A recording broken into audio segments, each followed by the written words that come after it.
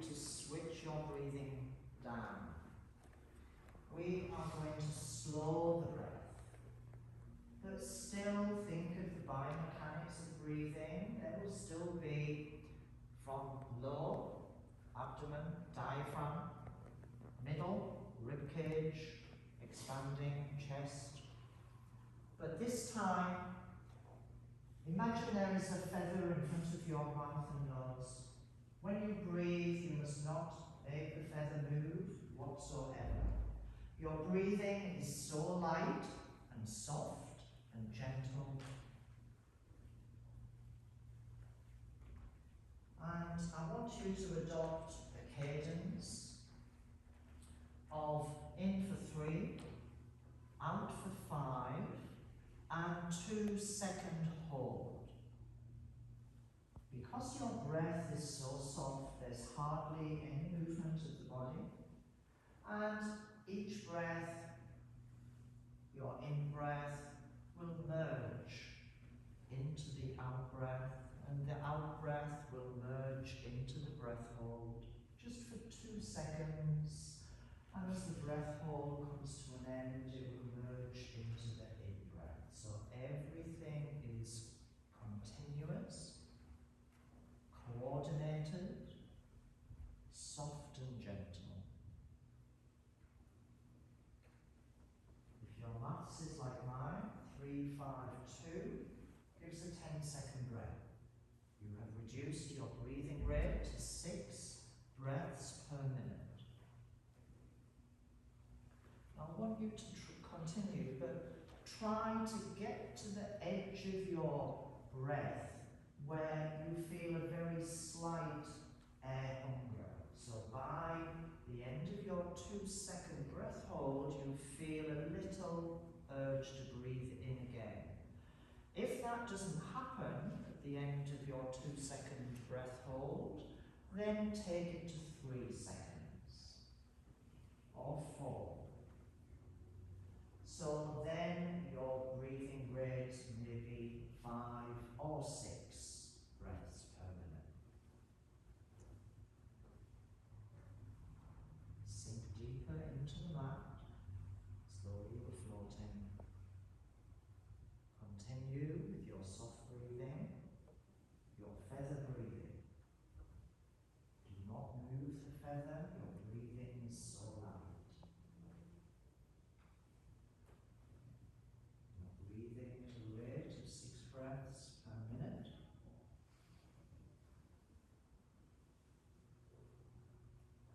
And you have now activated the vagus nerve. The vagus nerve controls your heart rate, your blood pressure, your digestion, so many things in your body. So your vagal tone is super important for your health in general. You want to be able to activate the vagus nerve. It is the parasympathetic side of your nervous system, and it will be activated at 6 breaths per minute. So already you should feel your heart rate has lowered. So we have a coherence between your breath and your heart rate.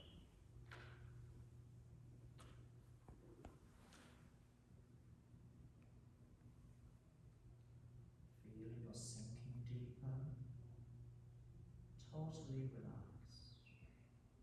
Try to soften your breath a little more if you can, so you're hardly breathing at all.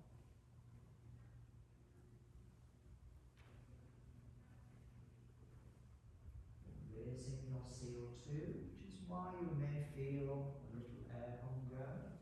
If you do, just bring your breath back. Don't stay on the edge. Get to whatever is comfortable for you. And everybody is different. After a few moments, your brain will know the breath is slowed, the heart is slowed, and your brain waves will change from gamma to beta to alpha. And you're now in a meditative state where everything feels peaceful and calm, totally relaxed. Feel your soft breath come in through your nose. Follow the exhale through your nose. Just gently entering and leaving your body.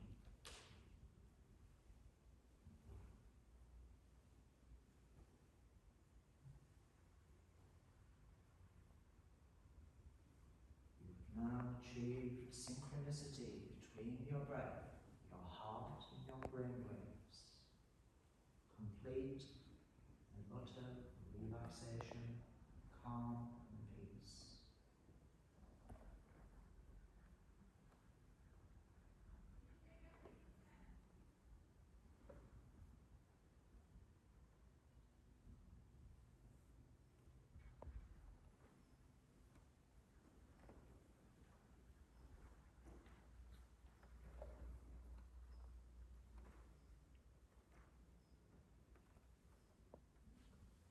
Try to slow a little more by extending your breath hold. If that gives you air hunger, then just return to your previous cadence.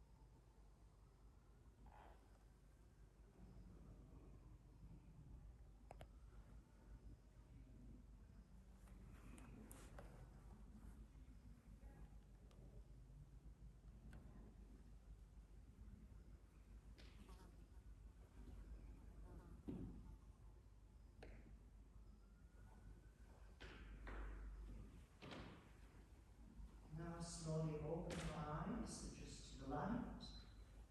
Give yourself a little time to pull yourself round.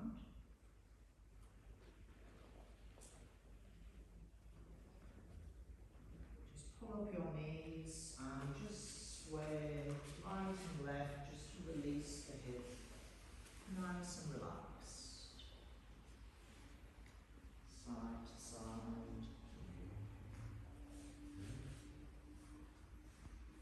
Now, whichever side is good for you, flip right over and into child's pose and stretch out your shoulders.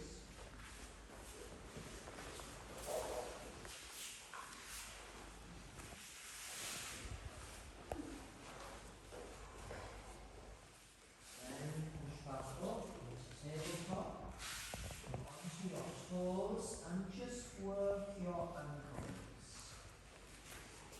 Stretching calf, increasing your circulation, and the heel closer to the mat.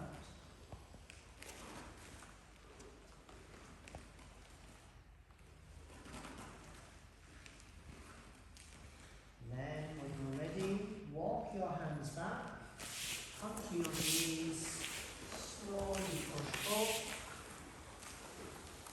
You're standing and just walk around a little. Get the circulation going again. Take a drink if you wish at this point. Okay, so this time we were doing feather breathing and you brought your breathing rate down to 6 breaths per minute. And you were breathing nasally in through the nose, out through the nose. Obviously, we said this is a parasympathetic response. Obviously, it's very calming.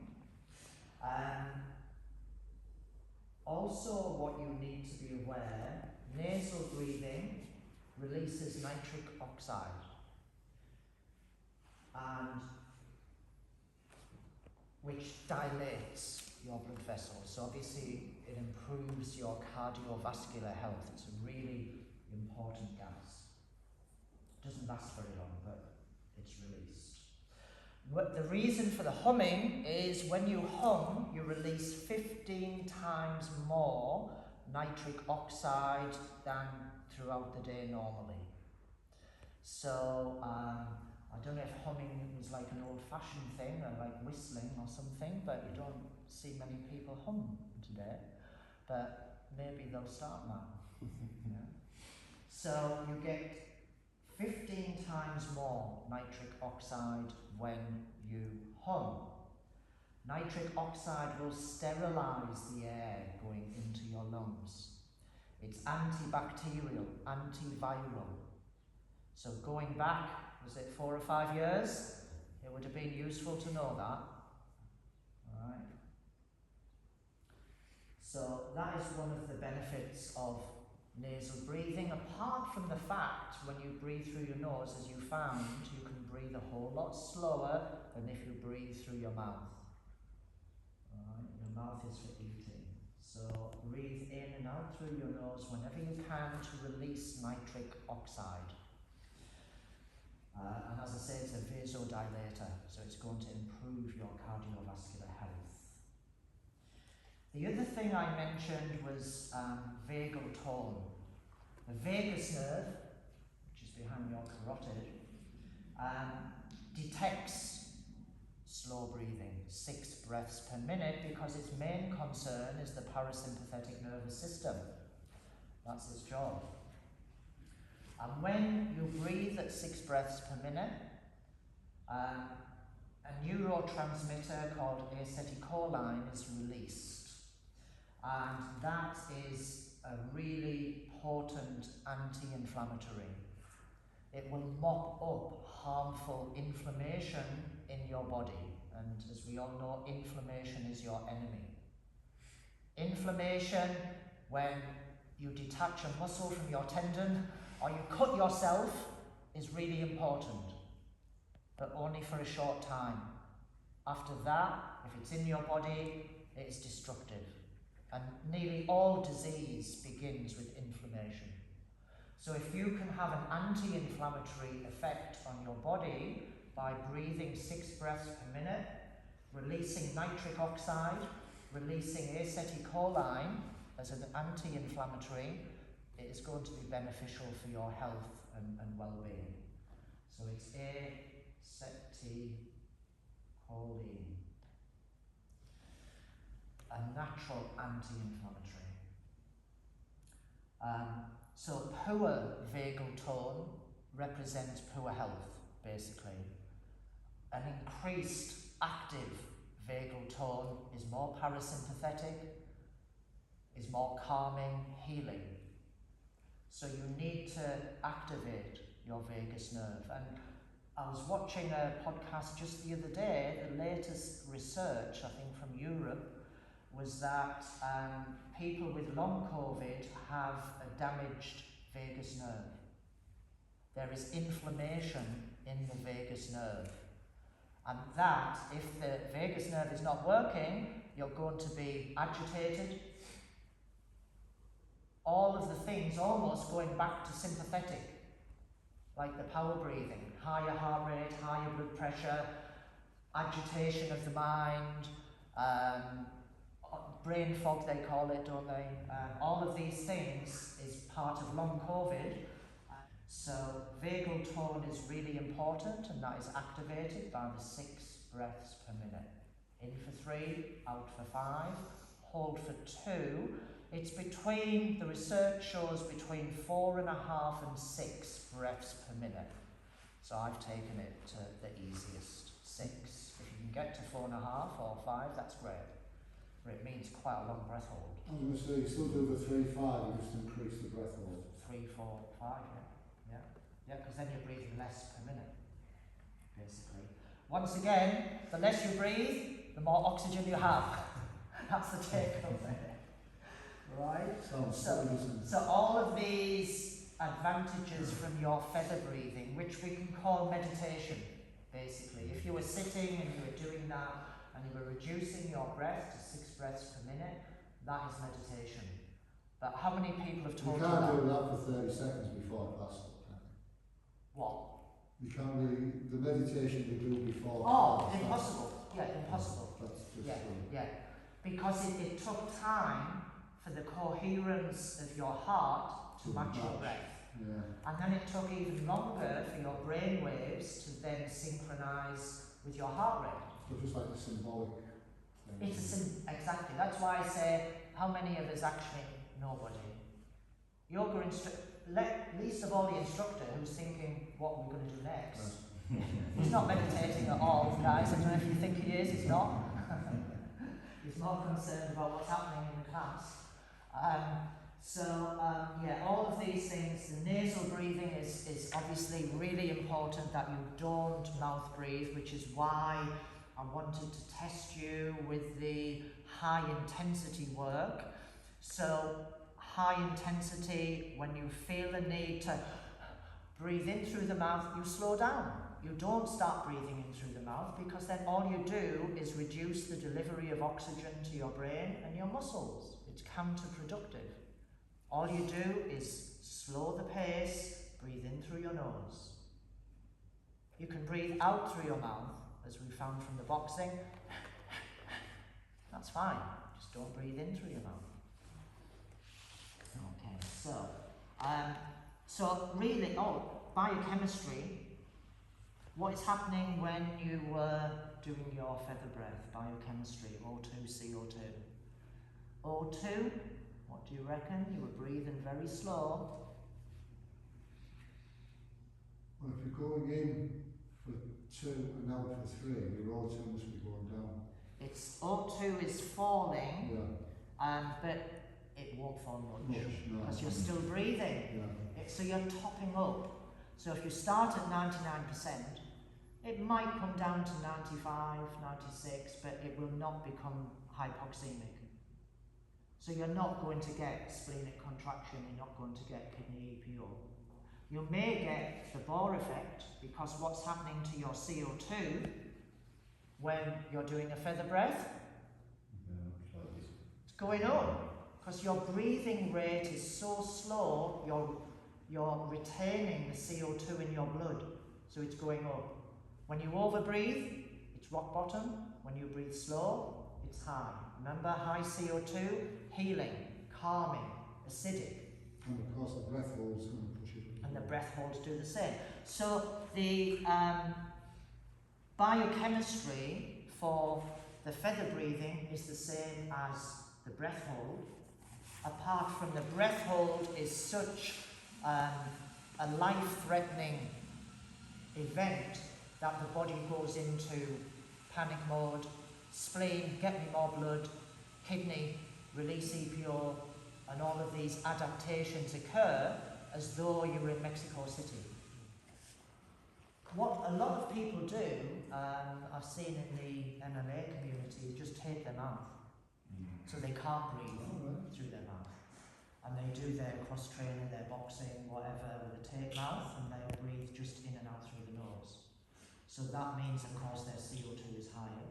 It means the Bohr effect takes place. There is more oxygen to their brain, more oxygen to their muscles.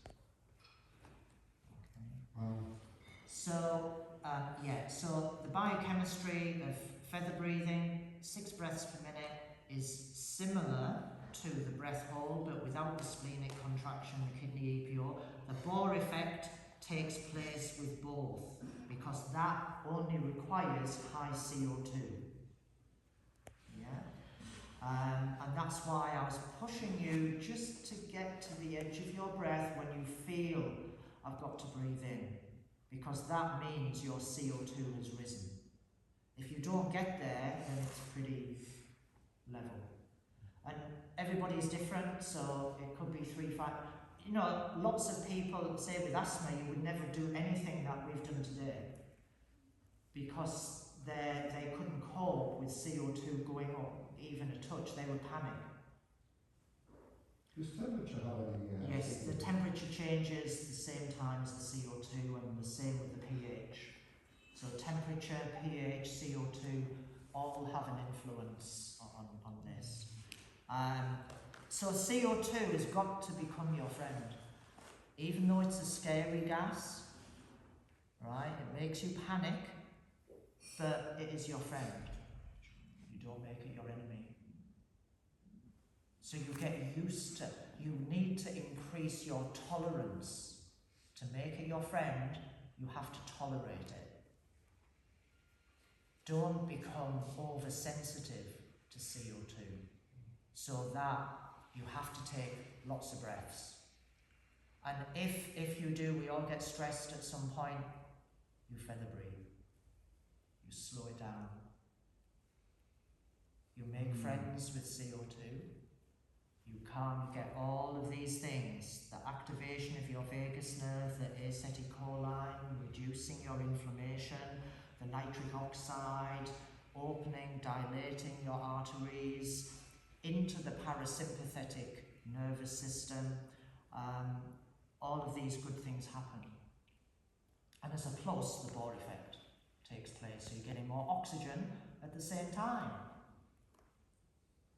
So remember the people who overbreathe, up to 50 or 60% less oxygen to their brain.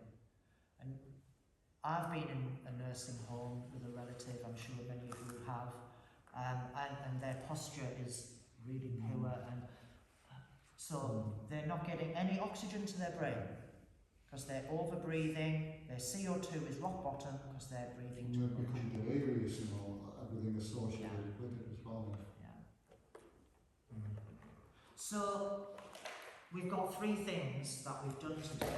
Right? Power breathing was the exception really, wasn't it? Because that's the only one that depleted our CO2. But there, again, before your breath hold, I did tell you to inflate the balloon, so you were losing some CO2. And the reason for that is if you didn't do that, your breath hold would be 15 seconds, and you wouldn't have had time to get the splenic contraction and the EPO.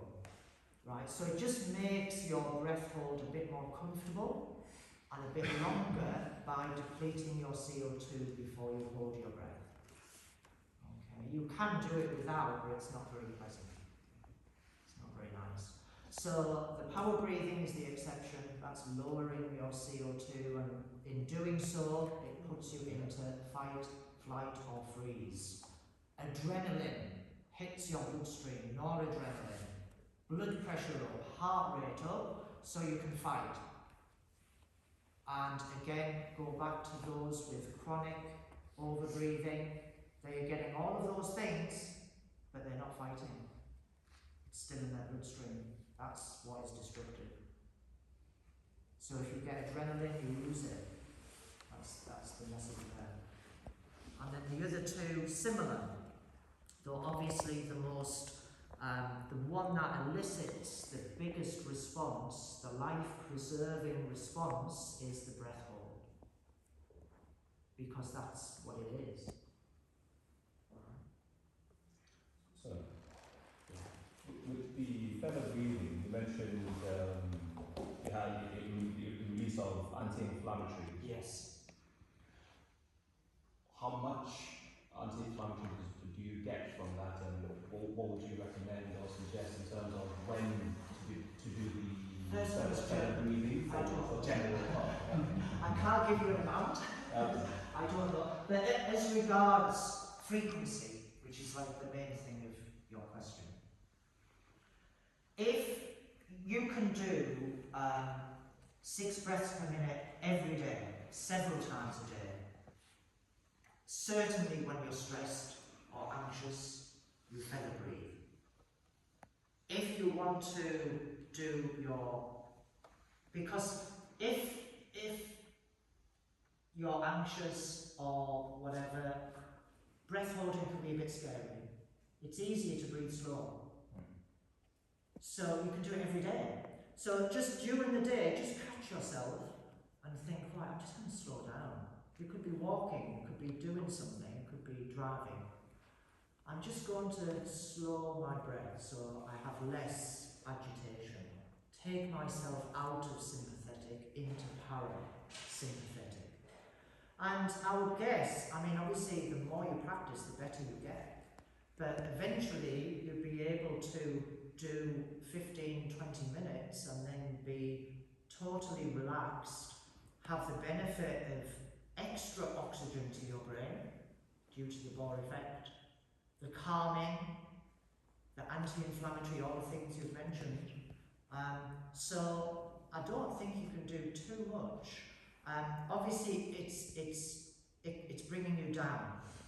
So if then you need to do something like sporting thing, which we talked about, you need to bring yourself up before you do it. That's the only. But that's how often does that happen? More often, you're having a stressful day. That's the norm. What about on an evening before bed or something like that? If you do the feather breathing before bed, it will send you to sleep. Because your body reacts to the 6 breaths per minute. So 10, 15, 20 minutes before you go to bed. Do it in bed. Get into bed, and you know, particularly if you don't sleep well, and the more you look at the clock and think, oh, you know, I have to get up at 6 o'clock, you'll be awake all night. So instead of that, you do your feather breathing, and just slowly you drift on. There is an occasion for every breath. So many different breaths. They change the state of your mind, the state of your body. It will, as I said in the introduction, it will inject drugs into your bloodstream, whatever you want. Right? Just don't go for the DMT. Right? Because honestly, I didn't dare go to bed. I stayed up half the night because I was scared. So I've done that for you for research. So you don't need to do it. Yeah, the out-of-body experiences. Yeah. Right, proper hippie stuff. Yeah. But on my own supply. That's the important thing. So Wim Hof has a t-shirt, hasn't he? Get high on your own supply. Which is quite apt. Yeah. Anything else on those 3? Because we've done 2 hours and I haven't even got off the first exercise. You haven't done any more, have you? Huh? Haven't done any more, pal. Well, this is it. I didn't know you were going to demonstrate. I know they're in the book, but I didn't know why you were going to do I haven't something got else. past it. I haven't got past number 1. This is number 1, meditation. Meditation. Have to do some more. So we'll have to do this again. Have a recap of 1 and then go on to the others. So you have to let us know. Are you going to do an edited version and put it on your Facebook page? I don't know. Just for people to It might be a load of rubbish time. So, no, I think if you're going to, obviously we'd love you to do another one. yeah, I know, but I think maybe it's better as like a personal communication thing, right? Because this has been hard earned, even though we got the Warrior set in 84, 85, and then I researched the sitting set. As I say, it was only, and I've been doing underwater swimming for 5 or 6 years now because I had a fear of water. So I decided the only way I could swim was not breathe. Right. I can't go like this and take a breath and swim because the fear of getting water in my mouth and nose is. During holidays, I would fight my children if they jumped on my back in a swimming pool, even if it was here, because they would push me under. I would panic so much. So I decided the only way I could do it was not breathe. So I started doing lengths underwater. Well, it's not length to start with, that was like just my head. But now I do like 15 lengths underwater with maybe 3 breaths or 5 breaths at each end. So that is obviously doing the same as your breath hold, the same as your slow breathing, CO2 up, O2 down. Same thing, Bohr effect. It's increasing the oxygen to my muscles and my brain. So I did that, but then when the injury came along, I researched what is the best way to heal. And the best way to heal is to create an acidic environment to the wound or the injury. And acidity depends on your pH. So as your CO2 rises, your pH falls and becomes more acidic. So you want high CO2, even though it can make you a little bit panicky, it can be scary.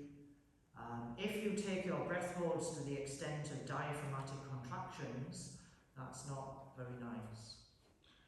So I mean, it was a bit odd as well because the breath holds, normally when you hold your breath, you take a deep breath in and hold your breath. But for these exercises, the breath holds are on the But just think, exactly what you said, the reason why you do an inhale breath hold. So you breathe in fully, you hold. It's going to take an age before your oxygen gets to 75%. So you're not going to get splenic contraction, you're not going to get kidney EPO. I sometimes do an inhale breath hold because it then complements my underwater swimming. And if I do an inhale breath hold, I can hold for about 4 minutes. But it takes 2 minutes for my saturation to go below 99%. So you just sat there, nothing happening. So it's better to expel CO2.